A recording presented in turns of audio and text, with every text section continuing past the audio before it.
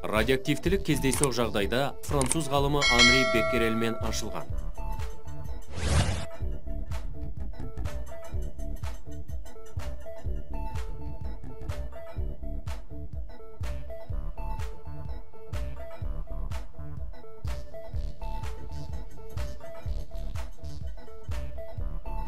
Беккерельдің шәкірті Мария Кюри уран кені радиоактивтілігі ураннан да жоғары элементтерден тұратынын анықтады.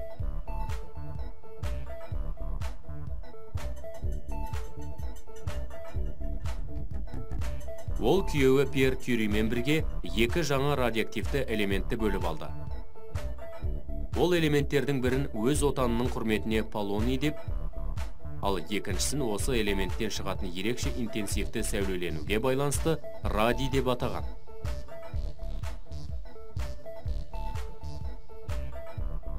Настуран деп аталатын кеннен радийді бөліп алу айтарлықтай қиын іс болатын.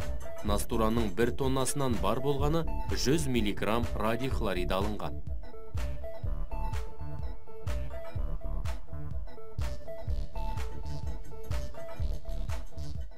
Альфа сәулелену 2 протон мен 2 нейтроннан құралған ауыр бөлшектерден тұрады. Бөлшектер плюс 2 электр зарядына ие. Альфа бөлшектер электр өрісінде ауытқиды және теріс полюсқа тартылады. Альфа бөлшек тұрақты гелий 4 изотопының ядросымен бірдей құрамға ие екеніне назар аударыңыз. Сондықтан альфа бөлшектерді осы изотоп белгісімен жиі белгілейді. Өздерінің өлшемдеріне байланысты альфа бөлшектер қоршаған материя атомдармен белсенді әрекеттеседі. Сондықтан олар тым алысқа орын ауыстыра алмайды. Тіпті жұқа пластик немесе металл фольга альфа сәулеленудің көп бөлігін тоқтата алады. Атом ядросының альфа бөлшектерді шығаруы 2 протон мен 2 нейтронның жоғалуына алып келеді. Бұл бастапқы изотоптың атомдық нөмірі 2-ге және атомдық массасы 4-ке кем басқа элементке айналатынын білдіреді. Мысалы, атомдық нөмірі 92-ге тең уран 238-дің радиоактивті ыдырауынан альфа бөлшекпен атомдық нөмірі 90 және атомдық массасы 234 болатын торий изотопы түзіледі. Дәл осылайша радий 226-ның альфа ыдырауы нәтижесінде радиоактивті асыл газ радон 222 түзіледі. Альфа ыдырау ядросы үлкен әрі ауыр элементтерге тән. Мұндай ядролар өзара тебілетін көптеген протондар санына байланысты тұрақсыз болады. Бұл тебілуді нейтрондардың желімдеу әсері де жеңе алмайды. Висмуттан ауыр элементтердің барлығында тұрақты изотоптары болмайды. Біздің атмосфера ғарыштық сәулелер деп аталатын энергетикалық бөлшектер ағынымен тұрақты түрде атқылануда. Атмосфераның негізгі компоненті азоттың ядросы ғарыштық нейтронмен соқтығысқанда, ол С14 радиоактивті көміртек изотопына айналады. Бұл изотоп өз кезегінде бета сәулелену нәтижесінде ыдырайды. Оның жартылай ыдырау периоды 5730 жыл. Изотоптың ғарыштық сәулелер әсерінен түзілу жылдамдығы мен радиоактивті ыдырау есебінен болатын жойылу жылдамдығы арасындағы тепе-теңдік атмосферадағы С14 концентрациясын тұрақты деңгейде ұстап тұрады. Көмір қышқыл газы түріндегі изотоп тікелей өсімдіктермен және жанама түрде жануарлармен жұтылады. Сондықтан барлық тірі ағзалардағы С14 изотопының концентрациясы атмосферадағыдай деп есептеледі. Ағза тіршілігін аяқтағанда қоршаған ортамен көміртек алмасуын тоқтатады. Радиоактивті изотоп ыдыраған сайын С14 деңгейі біртіндеп төмендейді. Археологиялық және палеонтологиялық ашылуларда С14 деңгейін өлшеу ағзаның өлген уақытын нақты бағалауға мүмкіндік береді. Бұл мерзімдеу тәсілінде бірқатар шектеулер бар. Олардың бірі зерттелетін үлгінің жасы 50 мың жылдан асқан жағдайда. С14 изотопының деңгейі өте төмен болады. Сол себепті оның сәулеленуін анықтау қиынға соғады. Тағы бір шектеу, бұл тәсілде көміртек 14 изотопының табиғи деңгейі мыңдаған жылдар бойы тұрақты деп есептеледі. Бірақ бұл дұрыс болмауы да мүмкін. Бета сәулелену жылдам қозғалатын теріс зарядталған электрондар ағыны. Бета бөлшектер электр өрісінде оң полюс бағытына ауытқиды. Электрондар альфа бөлшектен айтарлықтай кіші болғандықтан, бета сәулелену альфа сәулеленуге қарағанда жоғары өтімділік қасиетіне ие. Төмен энергиялы бета сәулелену бірнеше сантиметрлік кез келген қатты немесе сұйық материалмен тоқтатылуы мүмкін. Бірақ жоғары энергиялы бета сәулеленуді тоқтату үшін қорғасын сияқты ауыр металдардан жасалған қалыңырақ қабаттар немесе қалқандар қажет. Бета ыдырау атом ядросындағы нейтрондардың бірі электронды бета сәулелену түрінде босату арқылы протонға айналғанда жүреді. Бұл процесте ядроның массасы айтарлықтай өзгермейді. Бірақ нәтижесінде бастапқы изотопқа қарағанда ядроның бір протоны артық және бір нейтроны кем болады. Бұл бета ыдырау изотоптарды атомдық нөмірі бірге артық басқа изотопқа айналдыратынын білдіреді. Мысалы, көміртек 14 бета ыдырау нәтижесінде азот 14 изотопын түзеді. Сол сияқты стронций 90, итрий 90-ға ыдырайды. Бета ыдырау протондар санына қарағанда нейтрондар саны әлдеқайда көп болатын изотоптарға тән. Мысалы, радиоактивті көміртек 14-тегі нейтрондар саны протондар санына қарағанда 1,33 есеге артық, ал тұрақты көміртек 12 үшін бұл қатынас 1-ге тең. Гамма сәулесінің шығарылуымен атом ядросының құрамы өзгермейді. Себебі гамма сәулелену массасы немесе заряды анықталған бөлшектерге қатысты емес, электромагниттік толқын болып табылады. Көп жағдайда гамма сәулелену қозған күйіндегі туынды ядро тудыратын альфа немесе бета сәулеленумен бірге жүреді. Гамма сәулелер шығара отырып, ядро артық энергиясын босатады. Мысалы, мета тұрақты технеций 99М гамма сәулелер шығара отырып, әлдеқайда тұрақты технеций 99 изотопына айналады. Гамма сәулелену массасы немесе заряды анықталған ешқандай бөлшектерді қамтымайды. Ол электр өрісінде ауытқымайды. Гамма сәулелену толқын ұзындығы тіпті рентген сәулелерінен де қысқа электромагниттік сәулеленудің жоғары энергетикалық түрі болып табылады.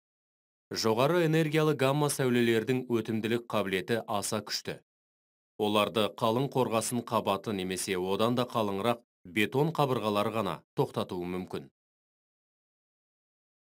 Америций 241 сияқты альфа сәулелену шығаратын ауыр радиоактивті изотоптар түтін детекторларында қолданылады. Қарапайым түтін детекторларында альфа бөлшектер екі электрлік зарядталған пластинкалар арасында ауа арқылы қозғалады. Ауа сәулелену әсерінен иондалады. Себебі альфа бөлшектердің оттек немесе азот молекуласымен соқтығысуынан атомдар электрондарын жоғалтады. Осылайша электр тізбегі арқылы тұрақты ток өтеді. Түтін детекторларға кіргенде иондар түтін бөлшектермен разрядталатындықтан түтін электр тогын бөгеп, дабыл жүйесін іске қосады. Бета және гамма сәулелендірушілері сонымен қатар басқа да көптеген сенсорларда қолданылады. Мысалы, қағаз өндірісінде қағаз қалыңдығын бақылауда немесе үлкен мөлдір емес ыдыстардағы сұйық деңгейін көрсетуде пайдаға асады. Жоғары энергетикалық қатты бета және гамма сәулелену тірі жасушаларға зиян келтіреді және оларды құртады. Сондықтан мұндай сәулелену шығара алатын кобальт 60 немесе цезий 137 сияқты радиоизотоптар медицинада қатерлі ісікті емдеуде қолданылады. Сыртқы көзден сәуле шоғыры ісікке бағыттала отырып, қатерлі ісік жасушаларын өлтіреді. Басқа бір тәсілде қатерлі ісік жасушалармен ерекше байланысатын органикалық молекулаларға тіркелген радиоактивті изотоп қосылыстары қолданылады. Төмен энергиялы жұмсақ гамма сәулелер шығаратын изотоптар диагностикалық мақсатта қолданылады. Технеций 99М осы мақсатта ең кеңінен қолданылатын изотоп. Технеций байланысқан органикалық молекулаға байланысты. Ол мысалы өкпеде шоғырланып, мүше гамма камераларға көрінетіндей етіп жинақталуы мүмкін. Радиоактивті изотоптар радиоактивті ыдырау жылдамдығымен ерекшеленеді. Жылдамдық радиоактивті изотоптың жартылай ыдырау периоды арқылы беріледі. Жартылай ыдырау периоды бұл бастапқы изотоптың дәл жартысының ыдырауына қажетті уақыт. Мысалы, галлий 68 изотопының жартылай ыдырау периоды шамамен 1 сағатты құрайды. Бұл 1 сағаттан кейін бастапқы изотоп санының тек жартысы қалатынын білдіреді. Тағы 1 сағаттан кейін тек жартының жартысы, яғни бастапқы мөлшердің 4-тен 1-і қалады және тағы сондай сияқты. 19 ғасырдың соңына қарай неміс физигі Вильгельм Рентген катод сәулелерімен бір қатар тәжірибелер жүргізді. Ол катод сәулелері шыныға түскенде жаңа сәулелену түрі түзілетінін байқап, оны X сәулелер деп атады. Кейінірек көптеген басқа материалдар катодпен сәулелендірілген кезде рентген сәулелерін шығаратындығы анықталды. Рентген сәулелері ерекше қасиетке ие болған. Олар заттар арқылы өтіп, фотопластинка сияқты жарыққа сезімтал материалдарды қараңғылайды. Олар электр және магнит өрістерінің әсерінен ауытқымағандықтан, олардың құрамында электрлік зарядталған бөлшектер болмайды. Кейінірек рентген сәулелері жарық немесе радиотолқын сияқты электромагниттік сәулеленудің бір түрі екені анықталған. Бұл сәулеленудің толқын ұзындығы 10-11 дәрежесінен 10-8 дәрежесі метрге дейінгі аралықта болады. Олар ашылғаннан кейін рентген сәулелері адам денесінің ішкі бөлігінің бейнесін алу үшін, атап айтқанда сынған сүйектерді қарауға пайдаланыла бастайды. Қазіргі таңда рентгенологиялық тексеру бұрынғысынша медицинадағы ең маңызды диагностикалық аспаптардың бірі болып саналады. Уран немесе плутоний сияқты өте ауыр радиоактивті элементтердің тұрақсыз ядролары нейтрондар ағынымен сәулелендіру кезінде ыдырай алады. Мысалы, уран 235 ядросы нейтронмен соқтығысқанда барий 144 және криптон 89 ядролар сияқты ұсақ фрагменттерге ыдырайды. Бұл процесс ядролық бөліну деп аталады.